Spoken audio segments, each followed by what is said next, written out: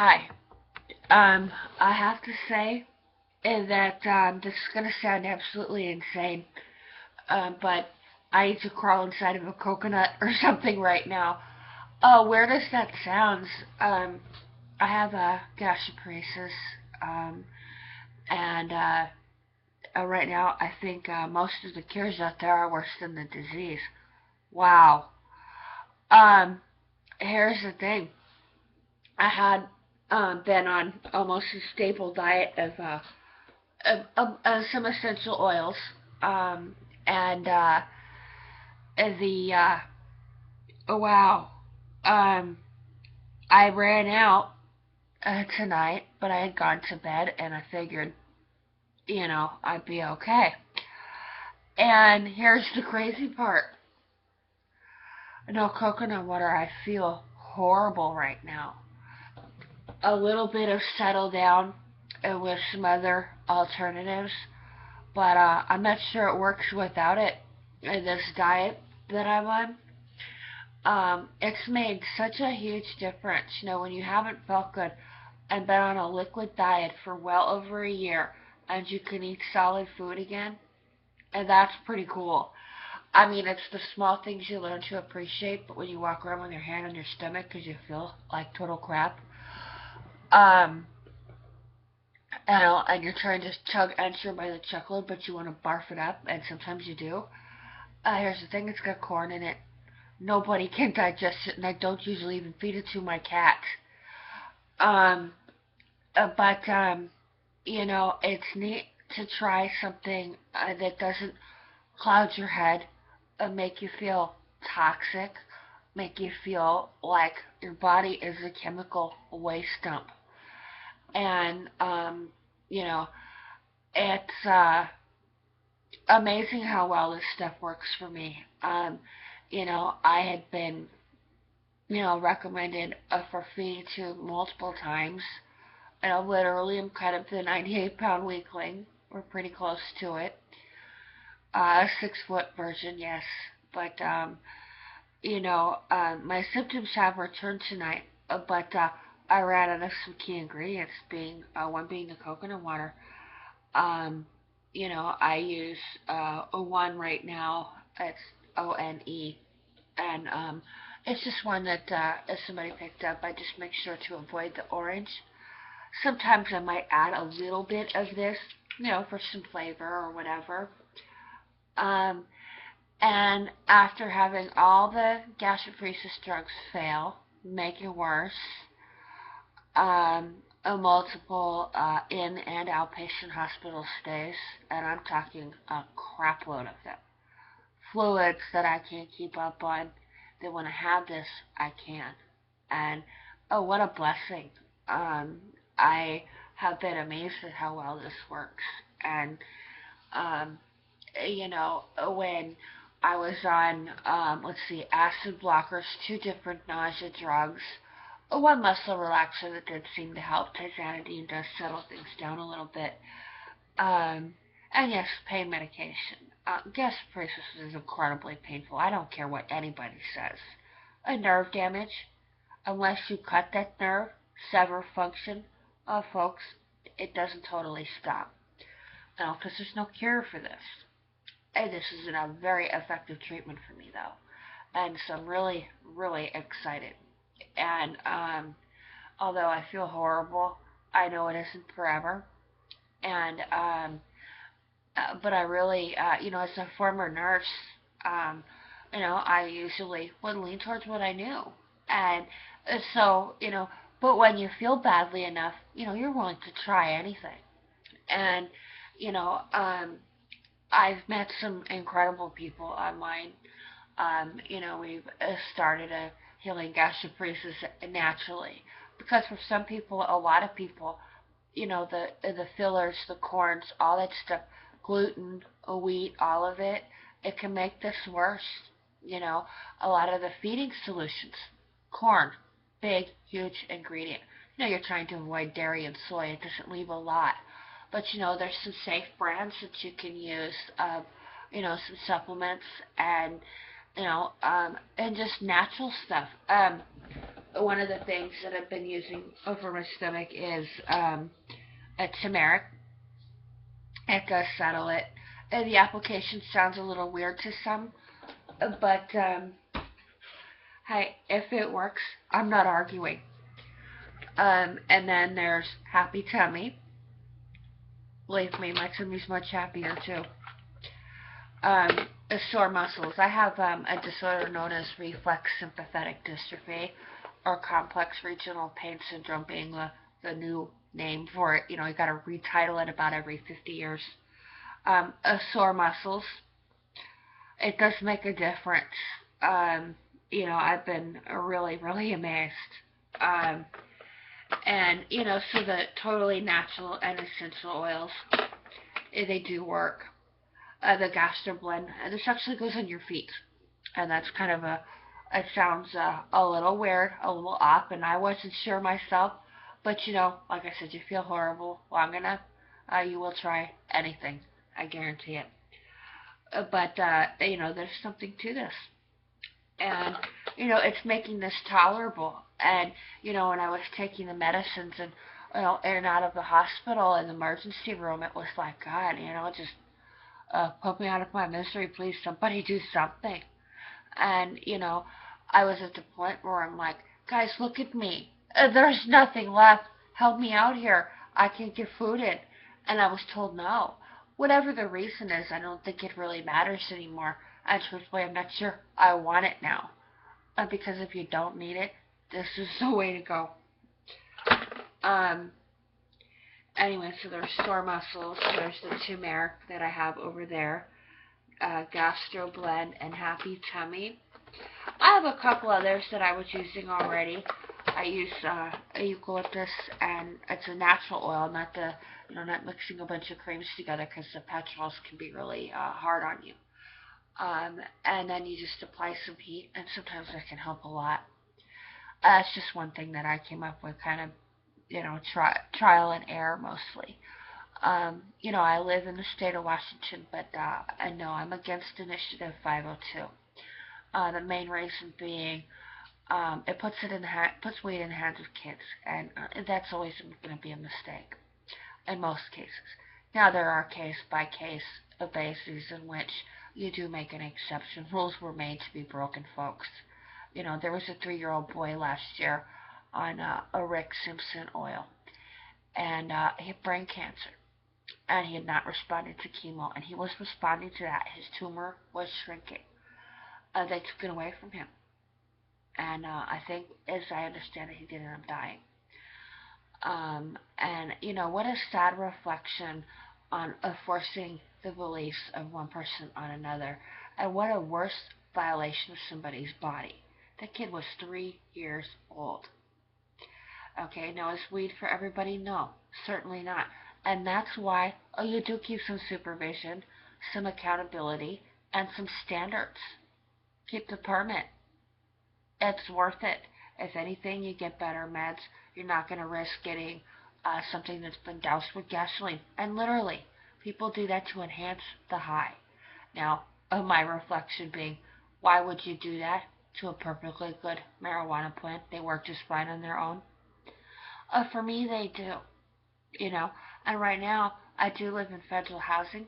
I have to go off the property to take my medication, in the route that works the best for me, which is smoking. And truthfully, most people don't care. I always ask, same as I did when I was a tobacco user. Um, I would say, do you guys mind if I stand over there and have a cigarette? It's the same thing for me with my weed.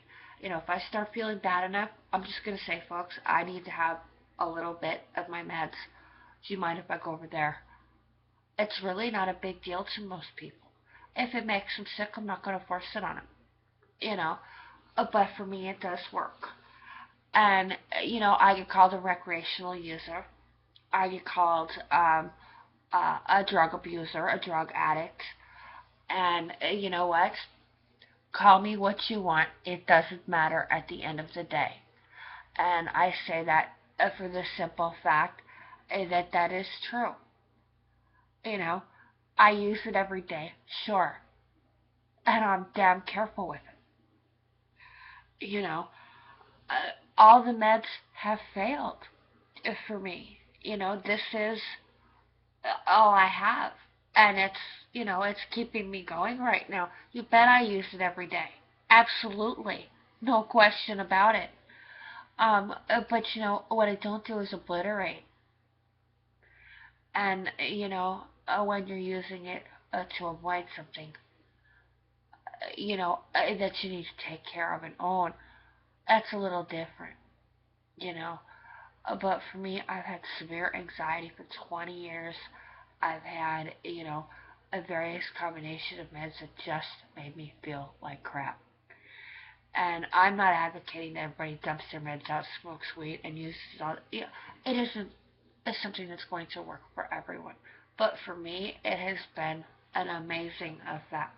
Just having some coconut water and some things that, your body can digest that are gentle on the system. Thank you. You put a lot of harsh and toxic chemicals in your body, and it's going to be a mistake. I say it both as a former provider, at least, and as a patient too, because honestly, I think for me, this is the part where my education is not a blessing, but in a way, it's sort of keeping me alive.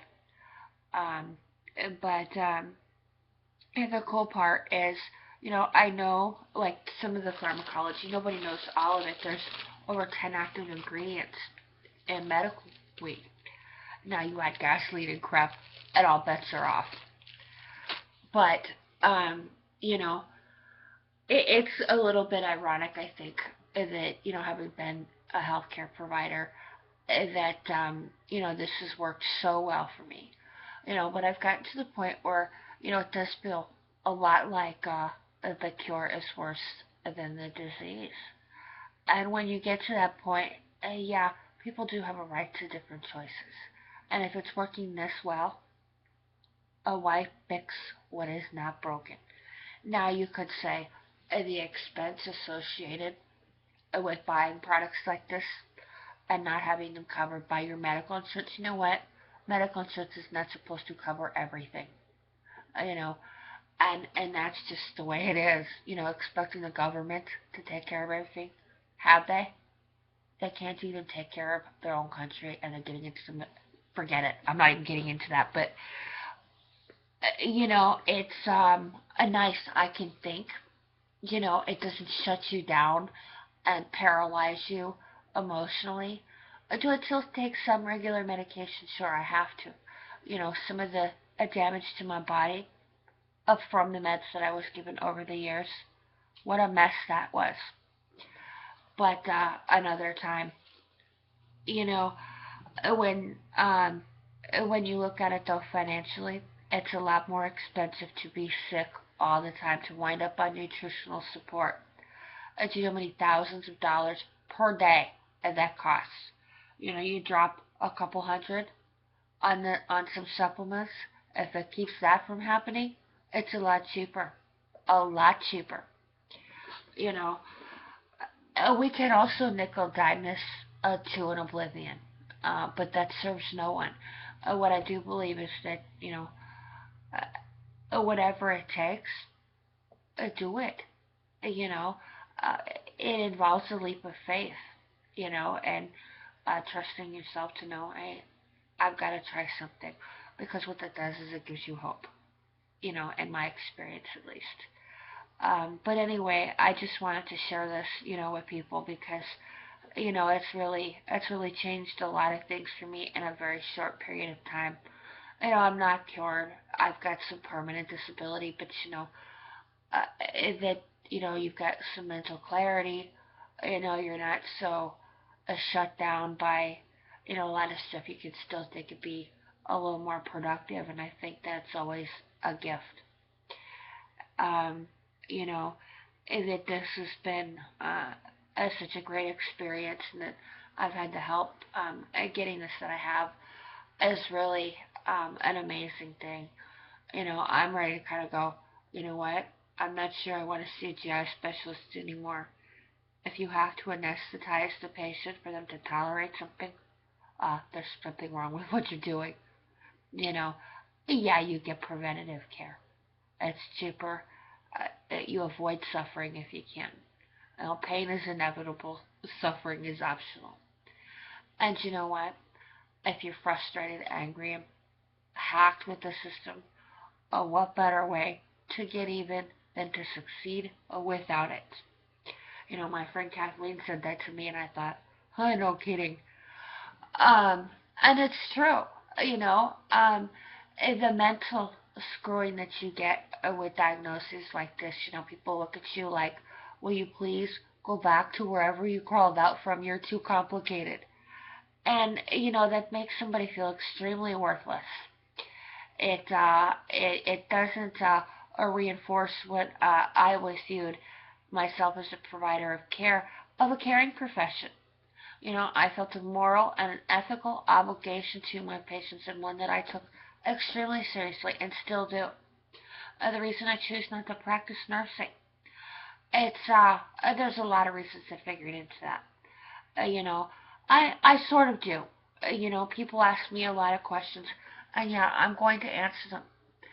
Um, but I'm not going to give advice that people are going to either take as instruction or hurt themselves with. You know, I don't provide information to people unless I know they need it.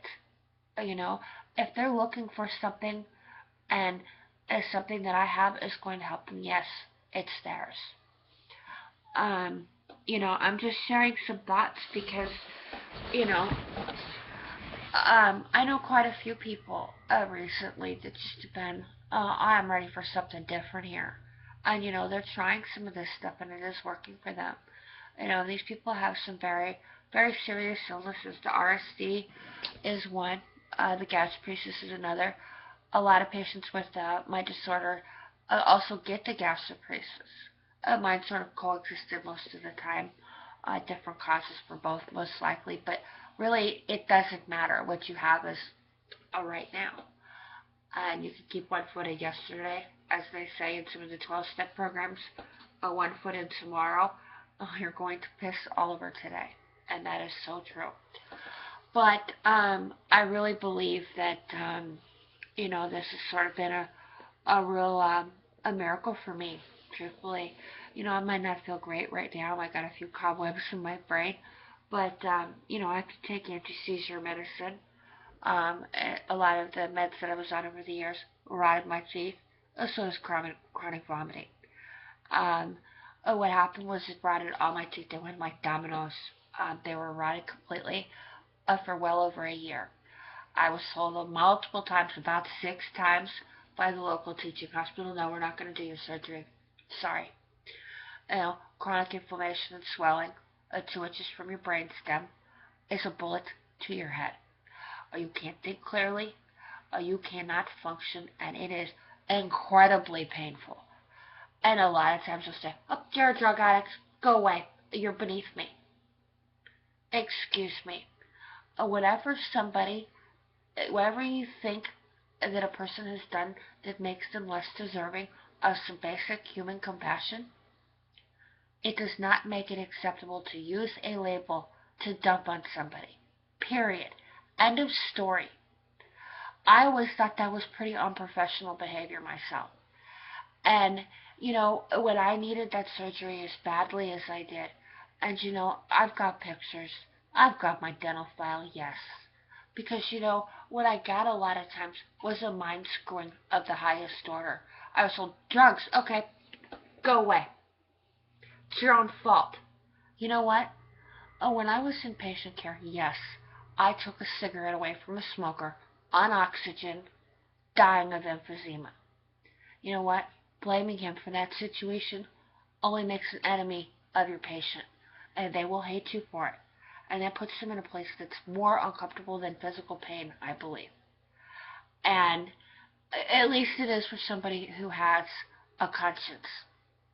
If you don't, I guess you're blessed in that department.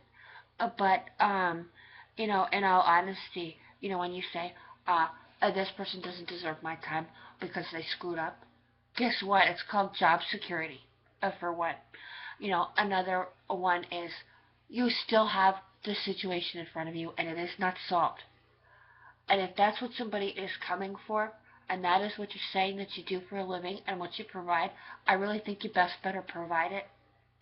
The suffering that I went through for a year, well, basically I felt like a lot of people were sitting around not doing a whole lot.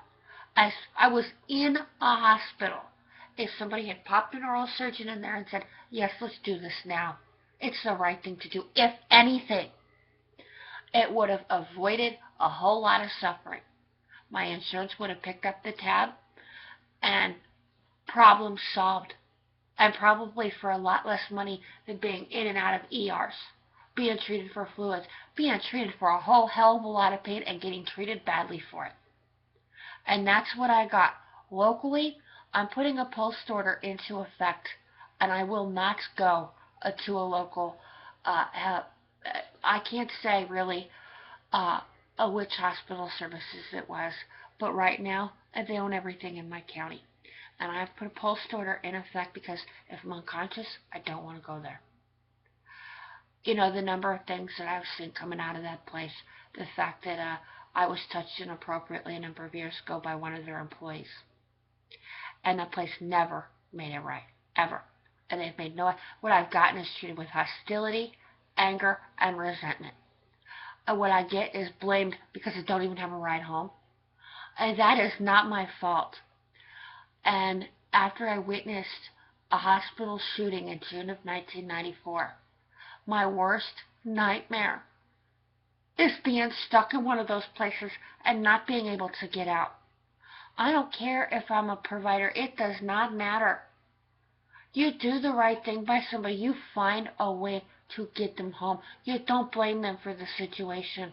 That is not their fault. They're sick. They're not feeling well. And they can't help it. Grow up, people. Really. When somebody finds what you have so incredibly distasteful that they would rather swallow, oh God, at this point, right now, sometimes I feel a lot like I would rather swallow a poison pill sometimes than sign up for what's out there. Because, when you get treated badly for something you can't help, it says you're worthless. You're a piece of crap and you don't deserve it. You know what? People do deserve better. I don't care if it's Obamacare. There is still a moral and ethical obligation, period. And screwing with somebody's head is unacceptable. I would have been disciplined for that kind of behavior. And it goes on every single day. I do my best not to think about it. And the trouble is having been a professional, still feeling like I need to do the right thing by people. I get questions every day, all day long, sometimes well into the night. And I do this because it's the right thing. And I just decided that, you know what, if other people aren't going to do the right thing, I am. And change does start with one person. And sometimes when what you dedicated your life to, it changes you, makes you a total pain in the ass to be around, it isn't for you. And that's what my job ended up being when I was donating 4 hours a day to paperwork, usually off the clock so that people would not interrupt me. When they did, it was more trouble than it was worth to try and put in for the overtime. I just said, screw it, it's not worth it.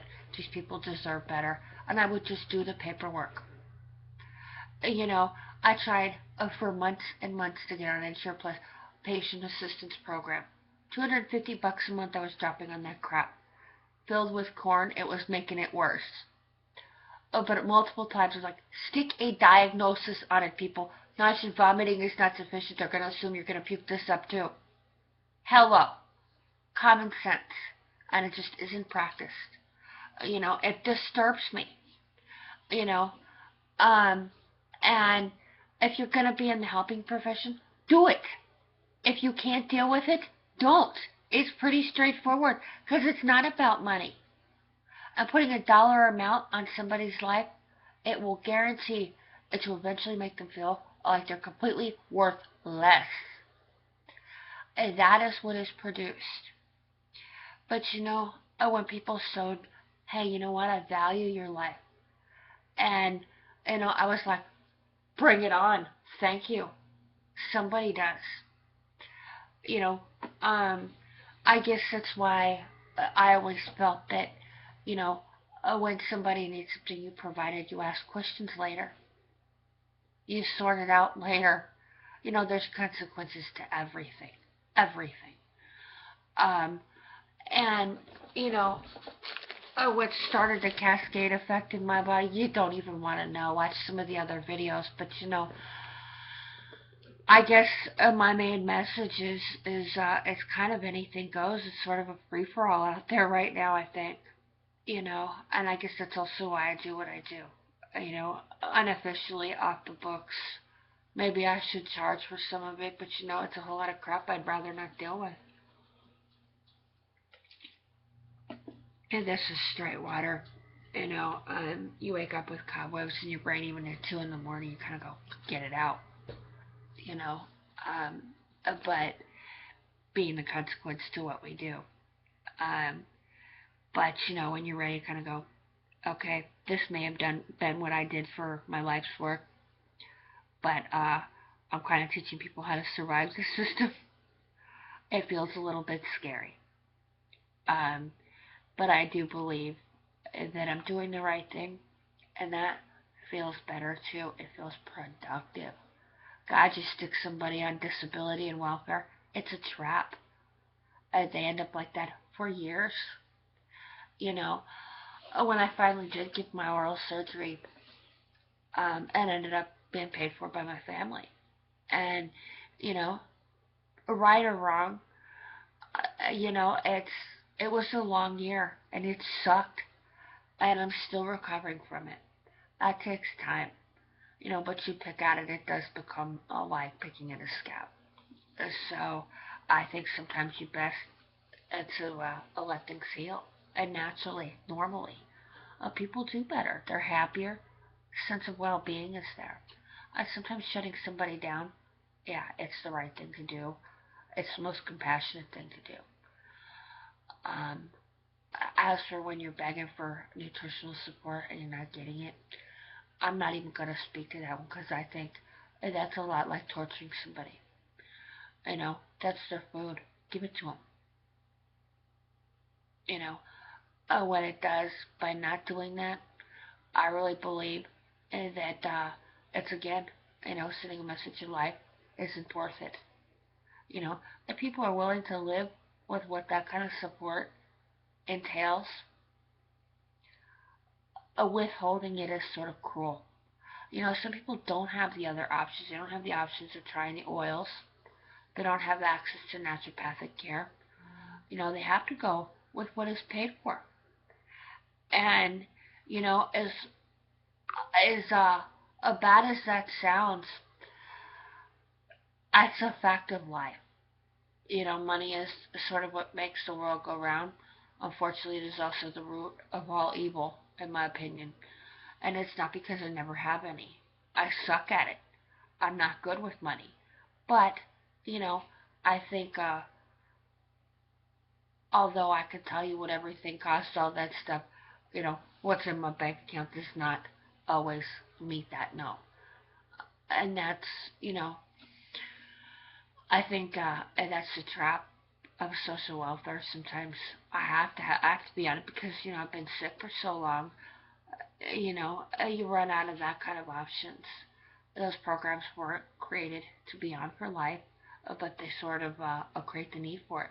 You take away everything that somebody has, make it mandatory for them to have nothing. How in the hell are they supposed to build anything, people?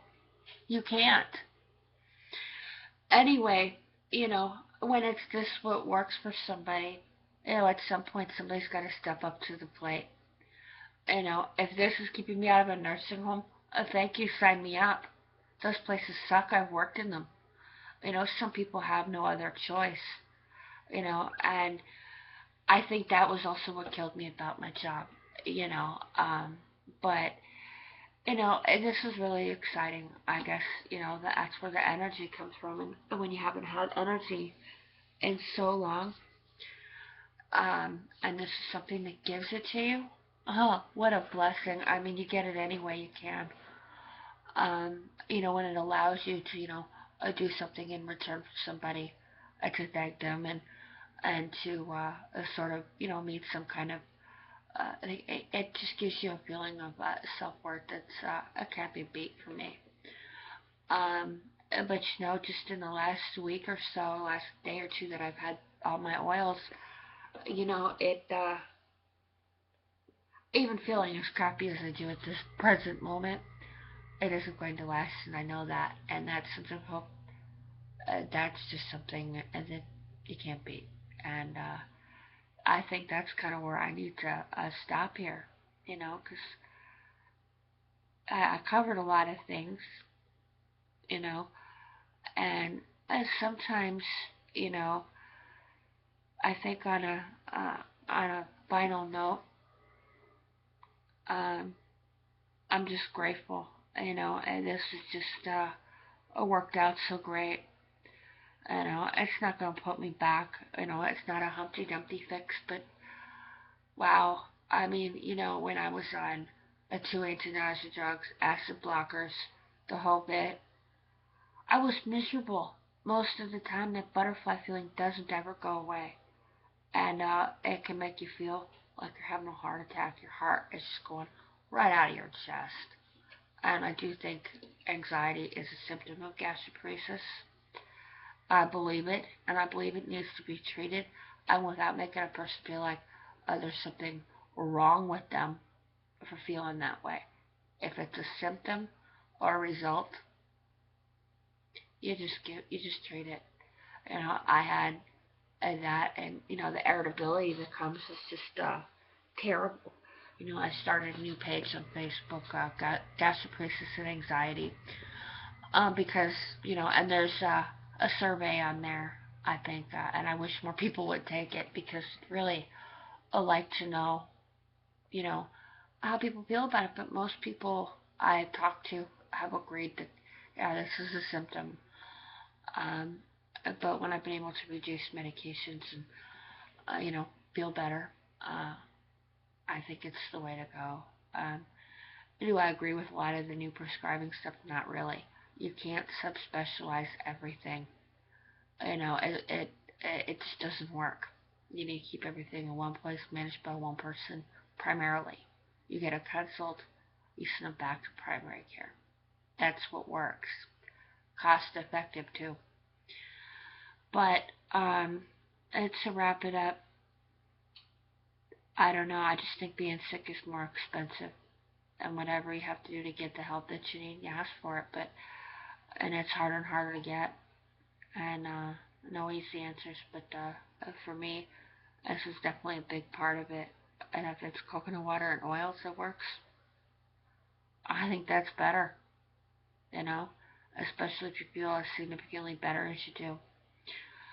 Anyway, a lot of this stuff is ordered online. It's very easy, it gets delivered to your door.